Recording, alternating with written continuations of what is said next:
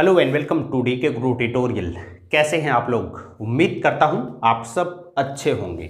दोस्तों, आज के इस वीडियो में हम बात करने वाले हैं कि आखिरकार किस किस स्टेट से सेट एग्ज़ाम आयोजित कराया जाता है और वो कौन कौन सा स्टेट है जहां से सेट एग्ज़ाम नहीं होता है और आगे भी नहीं होगा, और क्यों नहीं होगा इस विषय में भी आज के इस वीडियो के बाद आप जान पाएंगे।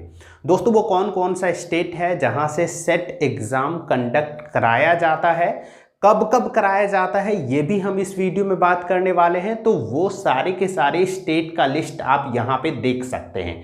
ये वो 15 स्टेट है जहाँ से स्टेट एलिजिबिलिटी टेस्ट यानी कि सेट एग्ज़ाम का नोटिफिकेशन आता है, एग्ज़ाम लिया जाता है और स्टूडेंट सेट क्वालिफाई करके असिस्टेंट प्रोफेसर भी बनते हैं। लेकिन इस 15 स्टेट के अलावा बहुत सारी और स्टेट हैं जिसमें से मुख्य रूप से उत्तर प्रदेश, बिहार, झारखंड, ऐसे हिंदी पट्टी जितने भी स्टेट हैं इन सभी से सेट एग्ज़ाम का नोटिफिकेशन नहीं आता है। इसके पीछे का ये कारण है कि यहाँ पे सफिशिएंट नंबर में यूजीसी नेट क्वालिफाई स्टूडेंट हैं।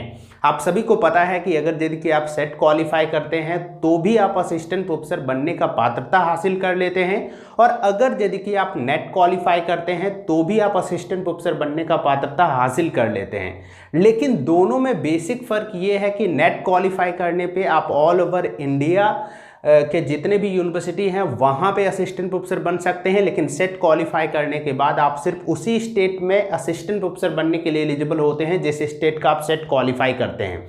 तो आप सभी को पता है कि दोनों के दोनों एग्ज़ाम का मोटिव लगभग सेम ही है।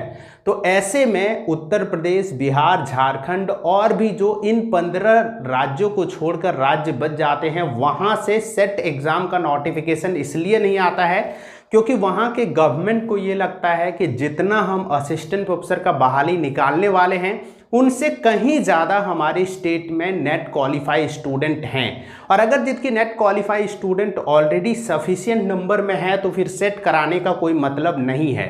यही वो कारण है कि उत्तर प्रदेश, बिहार, झारखंड और भी इस 15 राज्यों के अलावे जितने भी राज्य हैं वहाँ से सेट एग्ज़ाम नोटिफिकेशन नहीं आता है।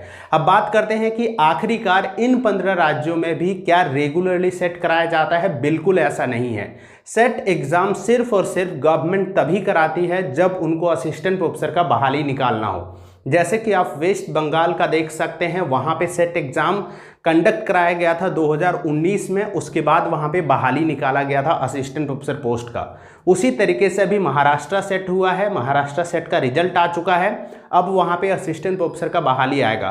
तो जब बहाली करना होता है गवर्नमेंट को उससे पहले सेट एग्ज़ाम कंडक्ट कराया जाता है।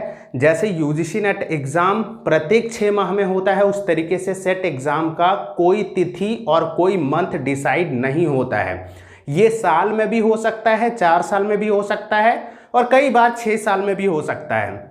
ऐसे में सबसे ज़्यादा अधिक जो सवाल मेरे पास आता है वो ये है कि उत्तर प्रदेश, बिहार जैसे राज्य से कब सेट होगा, तो कभी नहीं होगा, क्योंकि यहाँ पे numbers of student UGC net qualify किया हुआ बहुत सारा है।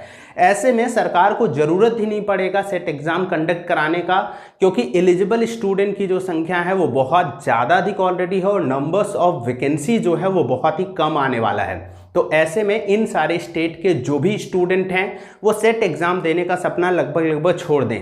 वैसे आप सभी को बता दें कि चाहे जिस किसी भी स्टेट से सेट का एग्ज़ाम फॉर्म आए वहाँ पे आप भर सकते हैं, चाहे आप किसी भी स्टेट के हों, आप फॉर्म भर सकते हैं, पास कर सकते हैं और उस स्टेट में असिस्टेंट प्रोफेसर बनने के लिए एलिजिबिलिटी हासिल कर सकते हैं। उम्मीद करता हूं कि आपका ये क्वेरी दूर हो गया होगा कि आखिरकार उत्तर प्रदेश से कब आएगा, कब होता है सेट एग्ज़ाम, कौन सा स्टेट से होता है, कौन सा स्टेट से नहीं होता है, और इस तरीके के सारे सवाल। बहुत बहुत धन्यवाद। आप देख रहे थे डी के गुरु ट्यूटोरियल।